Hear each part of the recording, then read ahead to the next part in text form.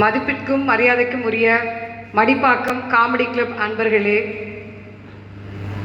நாட்டாமை ஐயா அவர்களே, உங்கள் அனைவருக்கும் என் மாலை வணக்கம். இங்க இருக்கிறவங்க நிஜமாவே குழம்பி போயிருக்காங்கங்க. நான் அங்கே ப்ரோக்ராமுக்கு முன்னாடி நம்ம இந்த எதிரணியை சேர்ந்த சகோதரிகள்கிட்ட நான் பேசினேன். என்ன சொன்னாங்கன்னா, எனக்கெல்லாம் எங்கள் வீட்டில் நாத்தனார் ரொம்ப ஆதரவாக தான் இருக்காங்க, ஆனால் எங்களை இங்கே பேச வச்சுட்டாங்க.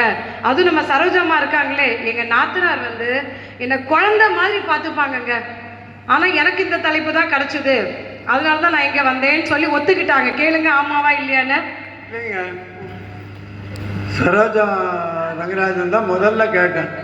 நீங்கள் பூவா முள்ளா, நான் முடிக்கிறதுக்குள்ள முள் முள் அப்படின்னாங்க. அந்த வேகத்தில் அவங்க என்ன பாடுபட்டிருப்பாங்க அவங்க நாத்தனார்த்தேன்னு தெரிஞ்சுக்கிட்டேன். நல்ல இந்த அன்னைக்கு ஸ்ட்ராங்கான ஒரு ஆள் கிடச்சிது. ஸோ அவங்களே ஒத்துக்கிட்டாங்க. அந்த 10% 1% ஒரு நாத்தனார் என் நாத்தனார். இங்கே 10%லாம் கிடையாதுங்க. அது போன தலைமுறை. இந்த தலைமுறையில் 75 to 80% நாத்தனார்கள் ஒரு மதனிக்கு ஆதரவாக தான் இருக்காங்கன்னு ஆணித்தரமாக சொல்ல முடியும். இங்கே அமர்ந்திருக்கும் எனக்கு ஒரு தலைமுறை இடைவெளியாக இருப்பாங்க. அவங்கெல்லாம் எந்த ஜென்ரேஷன் தெரியுமா? டிவி சீரியல் நிறைய பார்த்த ஜென்ரேஷன்.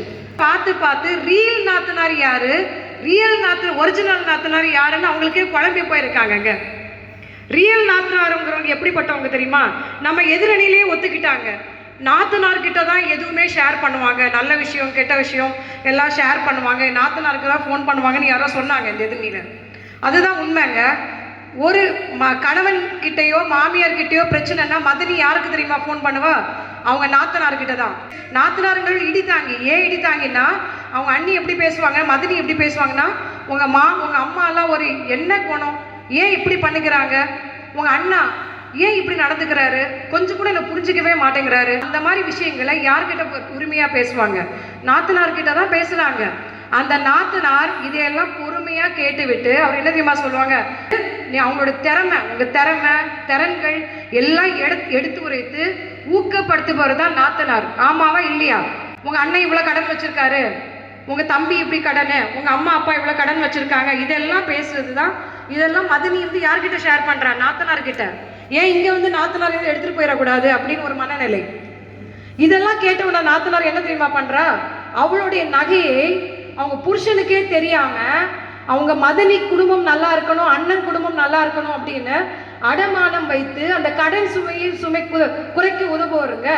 எத்தனை வீட்டுல நடந்திருக்காவா இல்லையா? ஸோ அத்தகைய நாத்தனார் எப்படிங்க இடைஞ்சலா இருக்க முடியும்? சமீபத்துல ஒரு மாமியார், எனக்கு தெரிஞ்ச ஒரு ஃப்ரெண்டோட மாமியார், அவங்க மாமியாருக்கு உடம்பு சரியில்லை, அவளுக்கு வெளிநாட்டு ட்ரிப் போகணும். உடனே கால் பண்ணி நாத்தனாருக்கு ஃபோன் பண்ணி, உங்கள் அம்மாவுக்கு உடம்பு சரியில்லை, எனக்கு வேறு வெளியில் நான் ட்ரிப் பிளான் பண்ணியிருக்கேன், உங்கள் மாமியார் அவங்க அம்மாவை கூட்டிகிட்டு போயிடு அப்படின்னு சொல்லி அவங்க வீட்டில் ஒரு 10 நாள் வச்சுக்கன்னு சொல்லிட்டு, வருஷக்கணக்காக இன்னும் மாமியார் யாருக்கு வீட்டில் தெரியுமா இருக்காங்க? பொண்ணு வீட்டில் தாங்க இருக்காங்க. அப்போ ஆத்திரவசத்துக்கு யாருங்க உதவுறாங்க? நாத்தனார் தான் உதவுறாங்க. அவங்க எப்படி நீங்கள் இடைஞ்சலாக கருத முடியும்? ஸோ நாத்தனாருங்கிறவள் ஒரு இடி தாங்கி, ஒரு சுமை தாங்கி, ஒரு உறவை காத்த கிளின்னு சொல்லுவேன். ஏன் உறவை காத்த கிளின்னா, இப்போல்லாம் ஒரு பர்த்டே வந்துச்சுன்னா எப்படி கொண்டாடுவீங்க? வாட்ஸ்அப் குரூப் கிரியேட் பண்ணி ஹாப்பி பர்த்டே அத்தை, ஹாப்பி பர்த்டே மாமா, ஹாப்பி பர்த்டே மைனி, ஹாப்பி பர்த்டே அண்ணி எல்லாம் வருதுங்களா?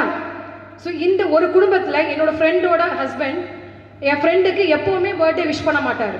அவள் சொல்லுவாள், எனக்கு பர்த்டே எல்லாம் வந்தாலே எனக்கு ஒரு மனசங்கடமான ஒரு வருஷம், ஏன்னா என் ஹஸ்பண்ட் விஷே பண்ண மாட்டார், அவருக்கு என்ன பர்த்டே ஞாபகமே இருக்காது.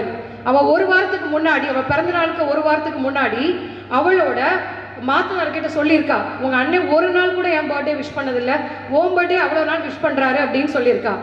அவள் இதை கூப்பிட்டு அவங்க அண்ணா கிட்ட சொல்லியிருக்கா. அவளோட 50வது பிறந்த நாள் வந்த டைமில் அவள் ஃபேஸ்புக் ஸ்டேட்டஸ் பார்க்குறேன், என் ஆசை கணவன் எனக்கு ஆசையாக பறித்த 50 கிஃப்ட் அப்படின்னு போட்டு ஃபோட்டோ எடுத்து ஃபேஸ்புக், இன்ஸ்டாகிராம், இது வாட்ஸ்அப் ஸ்டேட்டஸ் எல்லாம் போட்டிருக்கா. நான் கால் பண்ணி கேட்டேன், உன் ஹஸ்பண்டும் உன் பர்த்டே மறந்துடுவாரு, எப்படி ஞாபகம் வச்சுக்கிட்டாரு?